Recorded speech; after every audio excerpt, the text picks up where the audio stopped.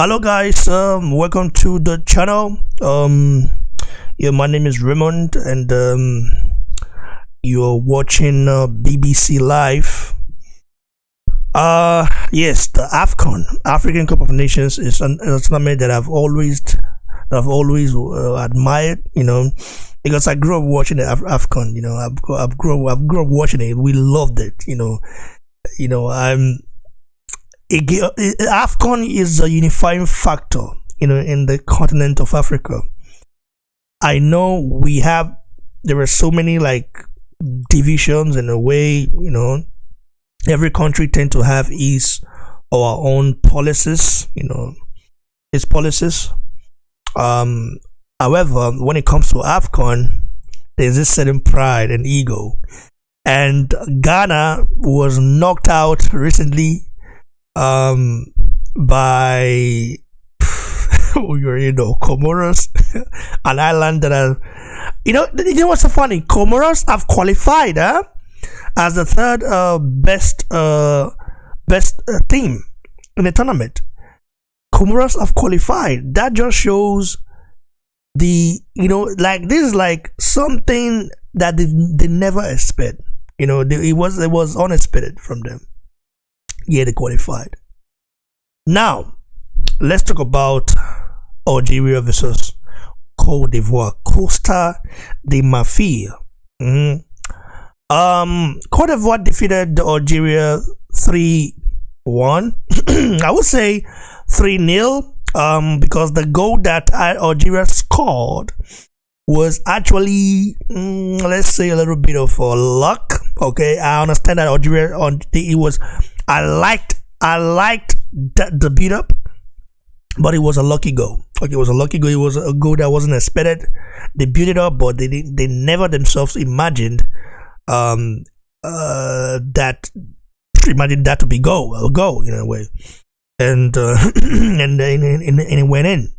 So the players that stand out for me, I would say Mahrez did play well. Mahrez of Algeria played fantastically. The problem is that Mahrez doesn't Mahrez is levels above all Algerian players. He played for Man City, and when he plays with Man City, there is everybody understand each other, and he's surrounded by a lot of technically gifted world-class footballers. Algeria has good players, but not in the level of Mahrez. Now, where did it go wrong for Algeria? Where it went wrong for Algeria was that they failed to impose themselves in Ivory Coast. Okay, if you watched Ivory Coast against Guinea Equatorial, you will understand how Ivory Coast play their football. I think they are managed by a guy that won the AFCON for Zambia, if I'm not mistaken. If I get it right. And that guy understands the AFCON competition and everything. People might say, well, Ivory Coast are one of the favorites now to win the tournament because they beat Algeria, 3-1, let's say 4-1 if the last goal that Allah scored was disqualified because it was an offside goal. But it was a beautiful goal, by the way, a beautiful header from Allah. I don't think so, bro. Nigeria squad, the squad Nigeria understand each other better than the Ivory Coast squad, than any other African squad. So I just learned that Ivory Coast will be facing Egypt. I think Ivory Coast beat Egypt. I just think so. If Egypt beat Ivory Coast, you know that like the referee, when Egypt played Guinea-Bissau equalized, but the referee gifted, their goal was disallowed. The referee basically gifted Egypt, that win. It was a gift. But when Guinea-Bissau played Nigeria, which was yesterday, you saw how we're able to control the tempo. You saw how we were, bro. We played with our basically F team. Auguste Eguavoin made 8 changes, and those 8 changes, apart from Sadiq Omar, who I would say they didn't really do. I mean, I wasn't impressed by Sadiq Omar yesterday. I wasn't. The fact that there's so many disadvantages. Listen, maybe he still doesn't understand the system of Eguavoin, because Eguavoin play very different. His tactics is unique. Is a typical Nigerian tactics. Is a golden generation tactics. You know, Eguavoin was part of the group that won AFCON for Nigeria in 1994. So Eguavoin understand the philosophy of Nigerian football. Big ups to Fuller Sports. I think he just joined now. He said good racist North African. I don't think they're racist, bro. I mean, it's not fair to say like that. You can't just group everybody together. I mean, there might be some who are a little bit discriminatory towards sub-Saharan Africans, us, but I don't think you just group all of them together, because I've encountered some Algerians, that are actually good people, and I've hung around a lot of them, and that's how I learned that Algeria, like North Africans, Algerians and Moroccans, they are not friends at all. They don't like each other. There's a deep history there. Morocco sees Algeria as a fake country. Fabricated country, and so many things, but just the rivalry that we and Ghanaians have, of course ours is not hate. We don't hate Ghanaians. Our Ghanaians are our siblings. We see them as our younger brothers. We being the Giant of Africa, of course we are the Giant of Africa for sure. Nigeria is a big nation with a lot of potentials, and you see it. If only we can fix our government, then everything will be perfect. I tell you right now, because if the Nigerian government if we fix our system, our government, if our government is fixed today, bro, no country in Africa competes with Nigeria in anything. I'll tell you right now. But we still have a very corrupt system, so can't really compare to some African countries that have stabilized the system. But we'll get there one day, just with time. So, like I was saying, this match right here, I wasn't expecting Cote d'Ivoire to manhandle Algeria the way they did. Although, if you look at the stats, the stats is very in favor of Algeria. Now, if we should look at the stats, Algeria, the overall possession goes to Algeria, 56 to 44. Okay, total shots 14 to 12. Saves 4 to 3. Accurate passes 319 to 249. Corners 12 to 1. Look at the gap. Corner 12 to 1. 12 to 1. Bro, that is a whole lot of listen, that's like 12 to 1. So Algeria could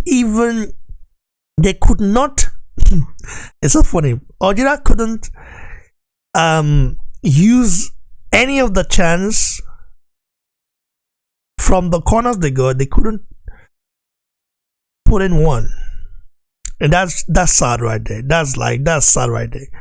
Like I said, Algeria, they did not have the zeal. They lacked the zeal. They didn't put much effort. And Mahrez, is gonna go back to Man City and continue playing. In fact, Mahrez is not missed in Man City. He's not missed because Man City are still playing fantastic football. That's one thing I really like about Pep Guardiola. Like, he does know how to manage a team properly. And Fuller Sports says, it was just really good passing with tap-ins with Cote d'Ivoire. Yeah, like there was a good passing play there. But I will tell you right now, though, Um, I will tell you right now though, like Nigeria. I think if we meet Cote d'Ivoire in the semi, I don't know who we're gonna meet in the semi, but we are meet. I think we are meeting Malawi. In the knockout stage, we are meeting Malawi. But if we meet them in the semi, I think we are gonna beat them. We are gonna beat them because I feel like our style of play is just is different. If this was under Gennett Roy, who I happen to like, I like the German philosophy football, maybe because I live in Germany, so maybe because I understand the system, the footballing system in Germany. But Gennett Roy is not even top 200 a year in terms of what about coaches, German coaches. He's not even in consideration. So I wonder how he got a Nigerian job. The first time, I saw him as a coach, I was like, this guy he's not really impressive, man. Like, his style is not that good, but how did he get a job? So, anyway, the NFF know how he got a job. So, now, talking about Nigeria, our style of play, if we meet Ivory Coast in the semi, whoever we meet listen, once Nigeria goes past the knockout stage, the quarterfinals, once we go past that, bro, there is nobody beating us. There is no, bro. The kind of football we play is like a Man City football, bro. But our players understand each other. They've been together not long ago, but they understand each other clear. They know what to do. And Moses Simon, Kelechi Iheanacho, the likes of Ajayi. I was very impressed with Ajayi yesterday. I was impressed with his play, his defense. It was very good. Olaina is also very good, but Olaina made a mistake that I didn't like. I was more impressed with Ajayi though. I will tell you right now, I was very impressed with Ajayi. Our defense yesterday was solid. So, Guinea Equatorial. The story of Guinea Equatorial is amazing, and Sierra Leone, of course, they got beat today by Guinea Equatorial. Guinea is not a footballing nation. Okay, there was a time they beat Spain 1-0. I think it was in a friendly match with all Spanish legends in the game. They beat Spain 1-0. That was when I knew these guys were going to build from there. They've been building themselves up, and they've been doing good. Gabon is also there though. So Central Africa, they are coming strong for West Africa. Ghana, Ghana came in and just disgraced themselves. Getting beat by Comoros, like, come on, man. Comoros have 700 active army. 700 active army. Do you know what that means? That's not even up to my local government, my street.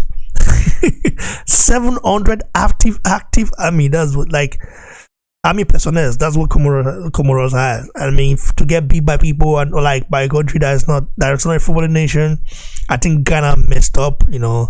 But West Africa are still in the game. We are still strong. People are saying that we might make Cameroon in the final. Cameroon. Apart from Abubakar in Cameroon, who happens to be 29 years old, according to you cannot tell me I'm older than Abubakar, bro. That guy look 45 in my opinion, but it's 29 on paper. I mean, that's what it said. So you mean I'm older than that guy, right? Now, wow. So you not gonna imagine about that one. First logo that no sporty though. So like I was saying, so if so Cameroon, they're doing, apart from Abubakar, I don't think Cameroon have a lot of threat like that. Choupo-Moting is not that good in my opinion. He's already past it. This not be dangerous. Abubakar has been very dangerous, but I feel like Nigeria we will prepare the tactics, especially under Eguavoen. Eguavoen is Like Aguavon should be made. Listen, what is happening right now? Aguavon should be made the national, like the coach. He should be the coach. Like I know he's the interim right now, but if he goes far in this tournament and is not made the coach, then you just know that. Listen, I've been told before that the NFF is as corrupt as our government. The NFF is linked with the Nigerian government, and anything that Nigerian government controls or sponsors, that organization never works out, because corruption, nepotism, know me, I know you, or who you know, like so many things, like like that's why you see a lot of the things that our government control does not really go far. Like for example, you look at the music industry right now, the entertainment industry is different, it's independent from the Nigerian government. That's the reason why the Afrobeats is thriving like crazy, because it is independently controlled by Nigerians themselves. It's not controlled by the government. That's why it's thriving like crazy. We're doing well there. But when it comes to football, our football, like, the older days was nice, but now only Eguavoen can bring that back. Eguavoen and co and his colleagues, who understand Nigerian football, can bring that back, because we have so many. Listen, we need to build our grassroots football. By the way, build everything and get back to our glory days. And with Eguavoen, then I'm very confident. If it was to be this guy getting Roy, I'll be very worried. I don't think Nigeria will make it at all. Orioye says Yusuf says that Sadiq Omar is a poor striker. He ruined our game yesterday. We should have won that match by more than 3 goals. Those guys were not on our level. Yeah, and those guys gave Egypt L, bro. Egypt beat them just by luck. That's just the case. So let me do player ratings for Algeria, Ivory Coast. Player ratings.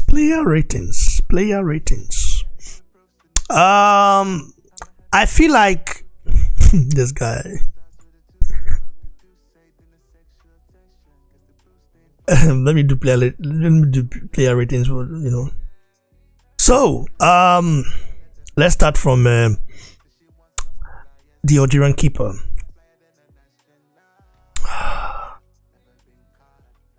The Algerian keeper, I would say 6.3.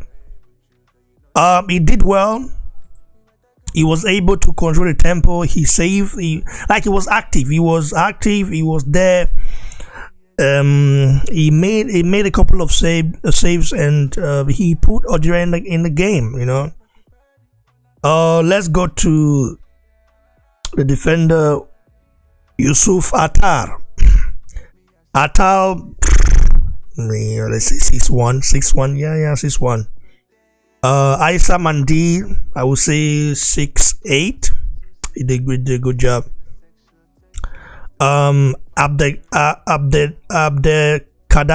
Benran. The guy was rubbish. 5'9". I would say 5'9" for him. Rami Bensebani. 6'3" for him. Ismail Benasser, 6'6". I would say 6.6 for him. Ramiz Zerouki, 6.5. Yeah. Why Riyad Mahrez? I know. Listen, I will give Riyad Mahrez 7.1. I will give him 7.1. I know people will say, wow, this guy should be 6.1. He did a good job. It's just that he's not playing with world-class players, guys. He's different. There's difference between playing with world-class players like Bernardo Silva, Kevin De Bruyne, the likes of Raheem Sterling and co. Than playing with these guys with Youssef Belaili or something like that. You cannot compare that to Mahrez. It's different. Okay, Said Berama was not visible. At 5.6 for him. Youssef Belaili, 6.8. He tried, right. Baghdad Bonja, 6.2. I would say 6.2. Okay, those are the ones for Algerian players. Then let's get to the Ivorian players. Wow. Sebastian Aller. The guy was not really visible like that. Of course, he scored that last goal that got disqualified. However, I still have to give him, let me say 7.2. 7.2, yeah. Masgradel was very good. I liked this style of play. He was very fast. He was very agile. He played to instruction. So let's say 7.5 for him. Nicolas Pepe. Wow, this guy Pepe is a master. Is a master. That guy is good. Arsenal should be very, very lucky. Like, they should feel lucky be having that Pepe. 8.2 for him. Frankesi 7.7. John Michael Seri 7.2. Ibrahim Sangare, he scored a goal as well. 7.7 for him. Ghislaine Conan 7.1. Simon Deli 7.1. Odilon Kosonu, I will give him 6.9. Sergei Aurier, the guy that actually, in my opinion, he's the man of the match. Okay, man of the match. Guy tried, 8.6 for him. So, and the Ivorian keeper Badra Ali Sangare, not that good. It's okay, not that good. So let's just give him 6.8. So as for the coach, well, in the Ivorian coach, you like, the guy was nice, tactically good. However, I'm still not convinced like that. I'm still not convinced. Patrice Boumel, I'm not convinced by the guys, but it's okay. He tried, tried. So guys, there you have it. I would say big thanks to each and every one of you. By the way, the Gambia, wait, I think Mauritania just scored. They've scored. Mauritania, no, Mali is leading. They've scored. Mali scored a goal by Masadio Aidara, and Gambia versus Tunisia is on. I'm going to be watching that as well. And I want to say big ups to each and every one of you. Let me give a shout out to my people right here. Bobby Desidero, what I told my brother, Simas, also Adebawe,